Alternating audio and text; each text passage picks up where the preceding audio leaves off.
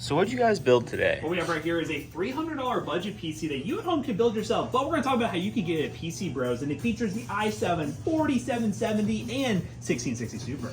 Yeah, this is a really cool build, guys, because this one will actually be $450 at PC Bros, and we will be testing it at Toasty Bros. So if you actually want to watch the video of the PC that you could potentially buy, we do that quite a bit here, but we have the Machinist H81 Micro ATX, a Team Group Vulcan Z5 12 gig, 2.5-inch drive, 16 gigs of DDR3, a Zalman Gigamax 600 watt 80 plus bronze power supply, so you have some upgrade path, an Intel stock cooler, and in this case is a DIY AirGB Q8BK that has this nice little AirGB strip up front. But guys, $450 AAA titles?